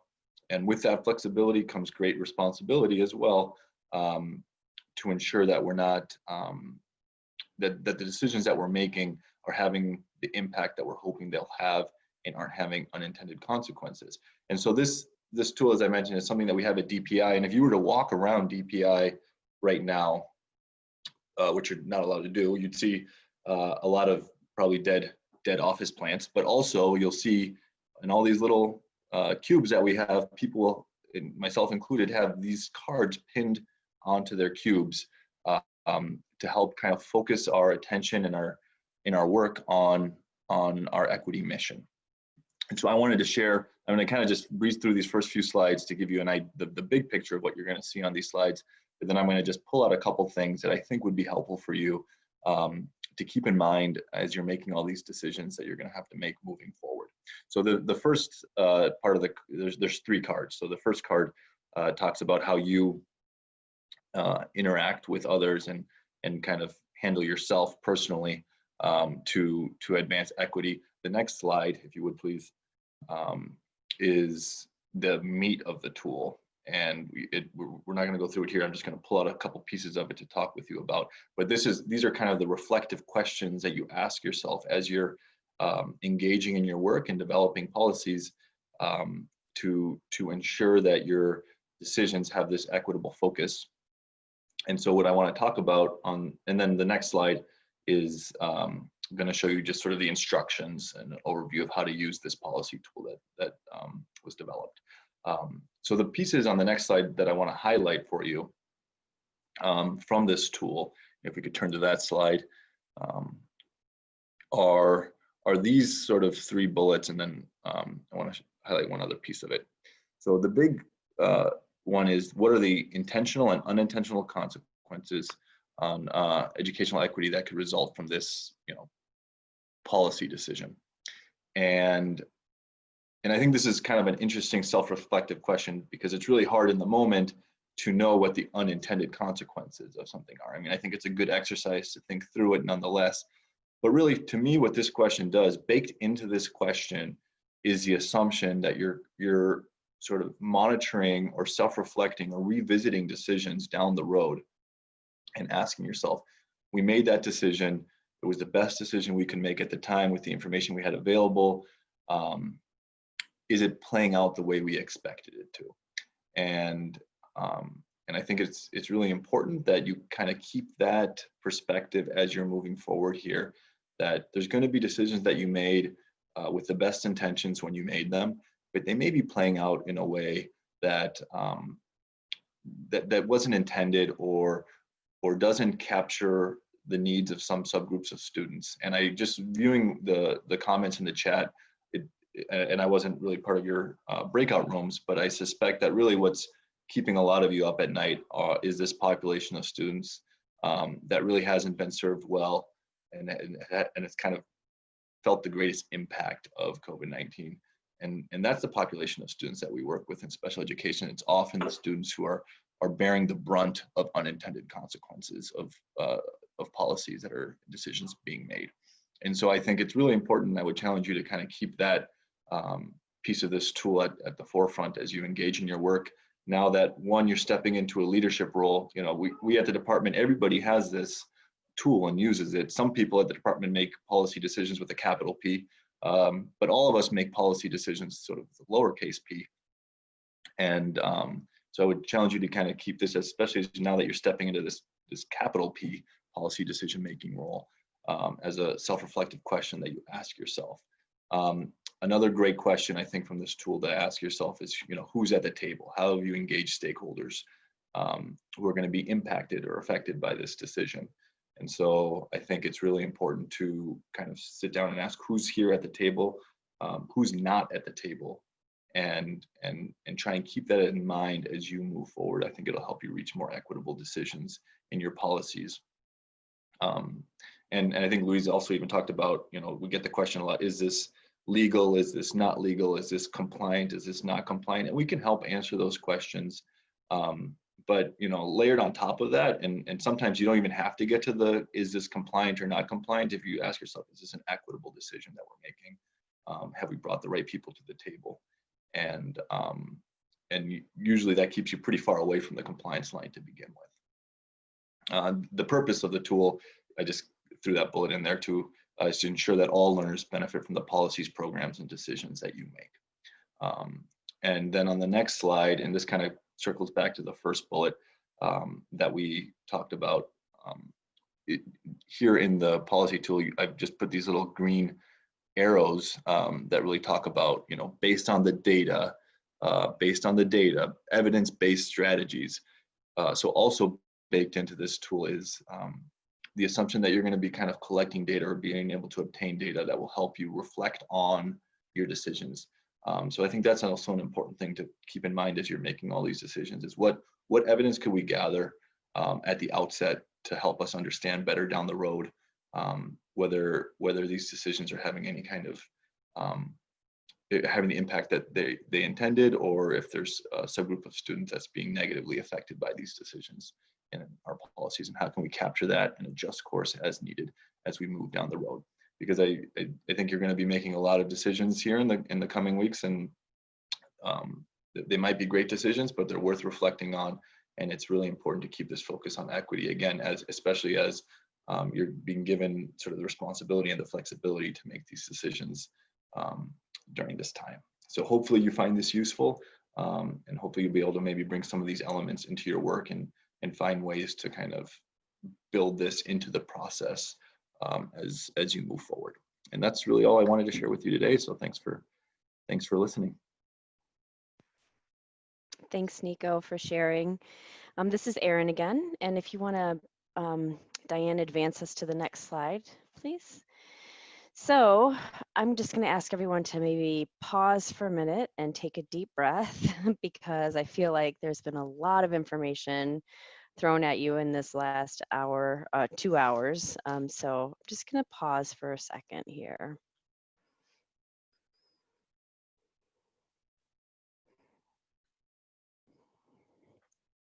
Does anyone have any questions for Nico?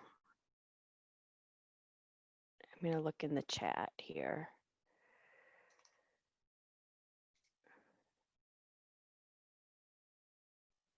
Not seeing any. So I'm going to move on then to our upcoming webinars. As Nico said, we're going to be trying to build in, oh, did he say where we could access this tool? We will get that to you, Stacy. We will post it in this folder. Erin, this is Tracy, and it's Yeah. already posted in our folder, and Great. it is in the resource guide as well. All right, and Tracy's going to be going over those materials right after I'm done with this slide. So you're welcome. So upcoming webinars, as we've mentioned, we'll have equity as a standing agenda item. We're going to actually have Stacy Broach and Chrissy Tooley from our Title I team. They are in the process of developing some learning opportunities for several groups throughout DPI, and also that work with DPI around equity. And so we're going to leverage some of those resources and have them join us every time we meet. And so I'm really looking forward to that opportunity and excited to have them join us. September 9th, we are going to have Rachel Zelmer join us. She's from the special education team, and she is our fiscal goddess at the department on the special education team. She is going to be providing an overview of WISE grants. And so I would encourage you to attend that September 9th session if you are able to. As Diane, or as we mentioned earlier on, we will be recording the events, but I think this is one that if you can be there in person, it would benefit you. WISE grants is there's a lot in there that you'll need to know. September 28th, we'll have Jess Moe joining us, and she's going to be sharing information about joint federal notifications under IDEA and ESSA, or ESSA, as we like to say. She's going to be covering an overview, general data pieces, compliance requirements, and how identified districts can streamline their work using DPI's continuous improvement process and rubric. And so looking forward to having her join us on the 28th. October 4th, we're going to have Lisa Misko and a few other directors join us for a panel discussion. And so it'll be a nice Q&A opportunity to learn from some seasoned directors about what they feel was important to know at the beginning of their work, and also just some advice to provide. Lisa, if you're still on, is there anything you want to add to that? Not to put you on the spot. And you might be muted. I was muted. I'm sorry. No, that's okay. No, I think you described it well. The other directors joining me will be Jerry Nicholson and Sarah Totten. Sarah's our president at this time, and Jerry's our past president. So, and coming from a range of districts, so we should give you a good perspective. Great. Thanks, Lisa. Mm-hmm. And then October 26th is actually going to be kicking off a 3-part series on the equitable multi-level systems of supports. We're going to have Kathy Ryder from the Wisconsin RTI Center and Melanie Sickinger, who is our RTI consultant or at DPI on the special education team. And the first session on October 26th is going to provide directors opportunities to deepen their understanding of DPI's vision for educational equity and the Wisconsin framework of an equitable multi-level system of support. So participants will explore their understanding of the key system features of an equitable multi-level systems of support and examine what supports already exist and how the features are operationalized within their systems. They're 3-part series, so there's one in October, there's another, there's kind of spread out throughout the year.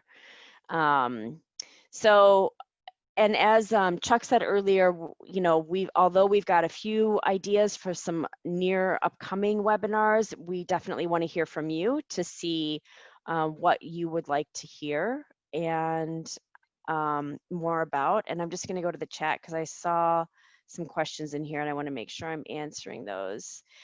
The future webinars are going to be from 10 until noon. And we did have a save the date flyer that was sent out. It's also posted on our DPI webpage, and we can make sure to get those out again to you, but they'll be on those dates from 10 until noon. And Gary said that's the plan, and we'll always make sure that that is part of the registration process. That being said, I have it at 11:08, and I don't want to take any more time away from Tracy with the resources, so I'm going to hand it over to her.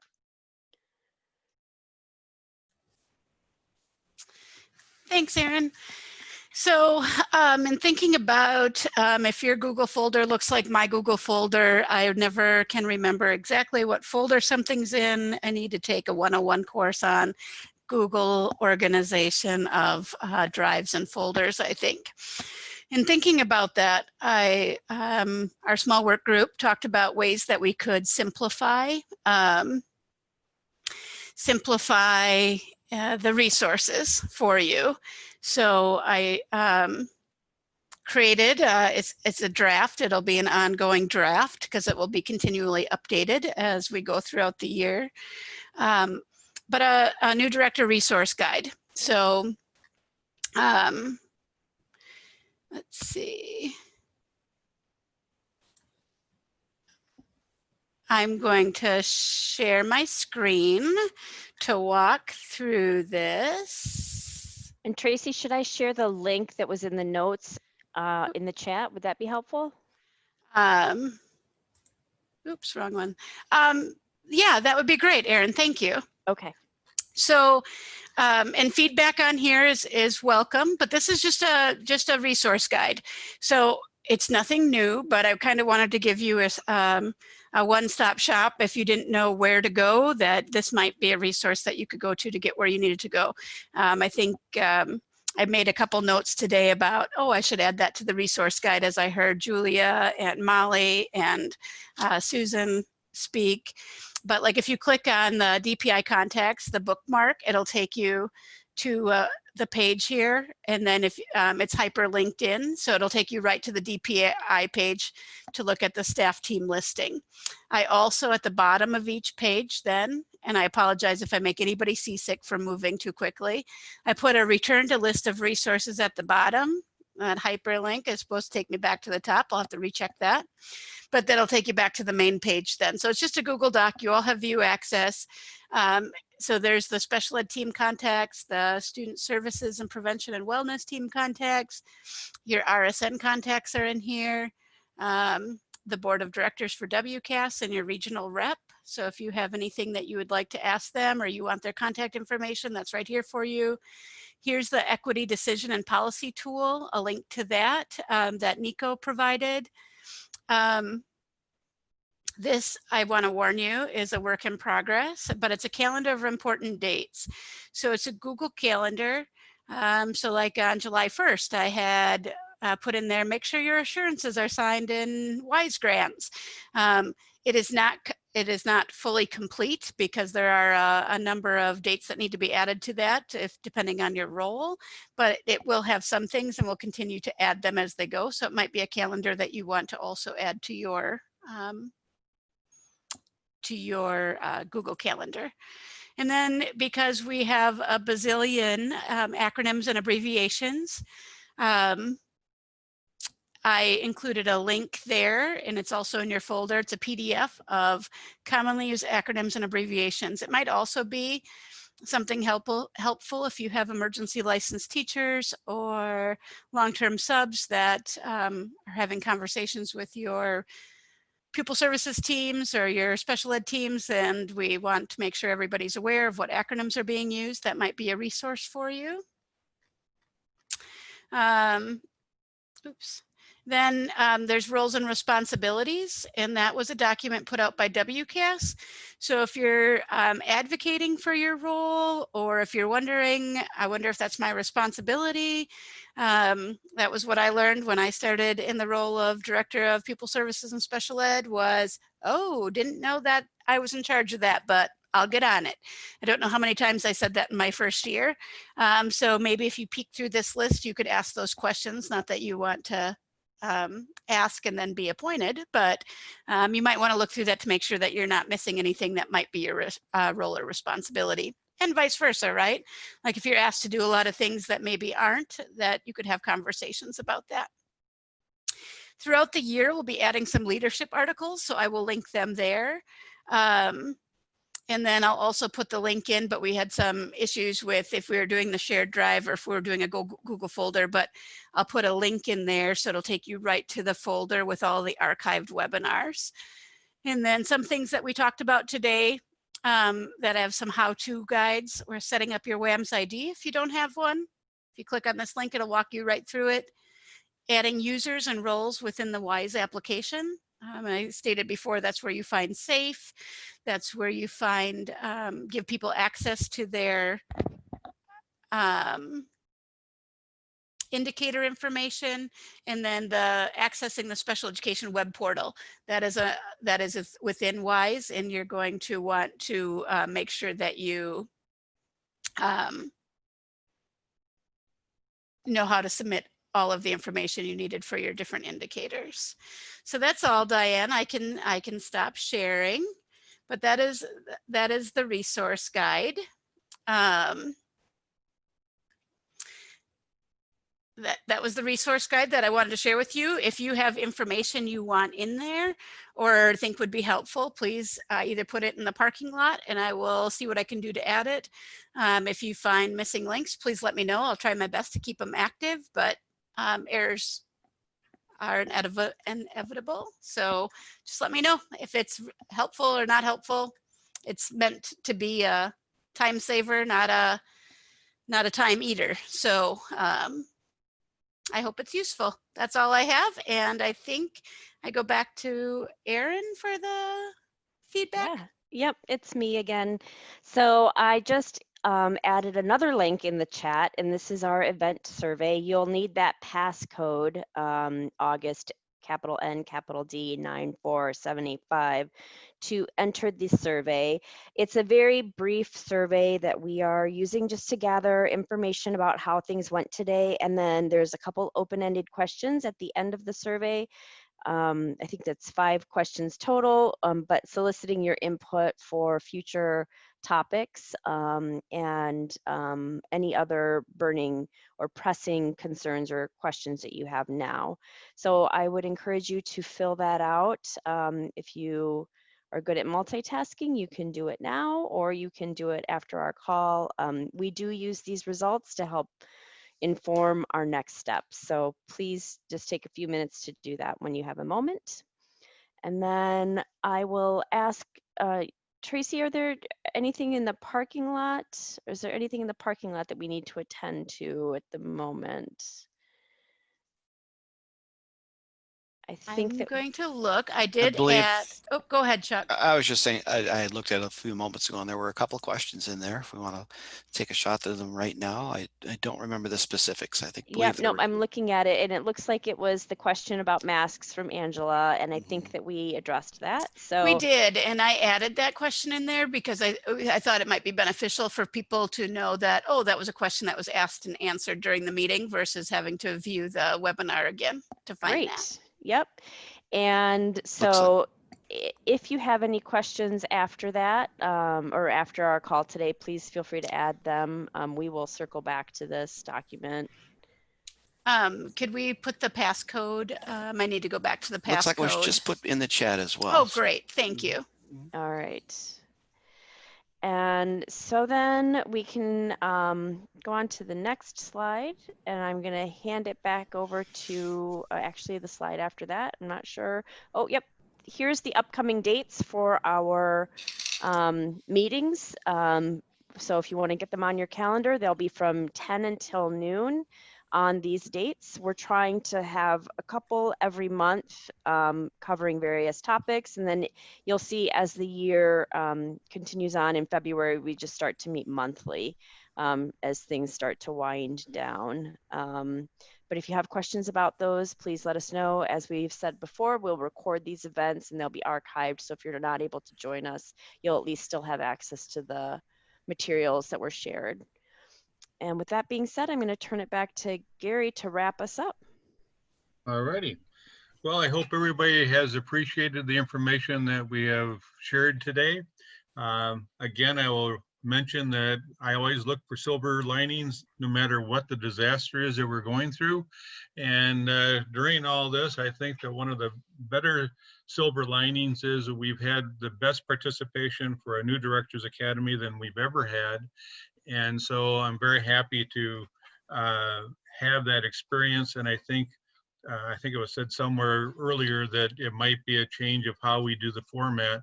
If you look at the upcoming dates of what we're looking at for providing more information, maybe it wouldn't be all of that, but that will give you an idea of what 2 days would have been if had you been in Madison today and tomorrow. So it's something that is a silver lining. Again, we appreciate everything. This is a service of WCAS that is at no cost to you, and also DPI. We both agreed that this would be a freebie for new directors, just like the weekly update that comes from my office. That is also free for all first-year directors, and the hope is that somewhere within that first year, you will want to become a member of WCAS and you'll want to join. But we are really sincere about our mantra that our goal is your success. And so we want to give every opportunity to give you information and help you through this first year. So with that, I have nothing else. Thank you again, Diane, for all the behind the scenes work. Also, thank you, Tracy and Chuck, for all the RSN work that you put in. And Aaron, you've been a fantastic leader in setting this up. So I appreciate all of that. Thanks, everybody. And it's 11:19, so we just got 10 or 11 minutes extra in your day. So I hope you enjoy the rest of your week and stay safe and good luck. And we'll see you September 9th. Thanks, everybody. Take care.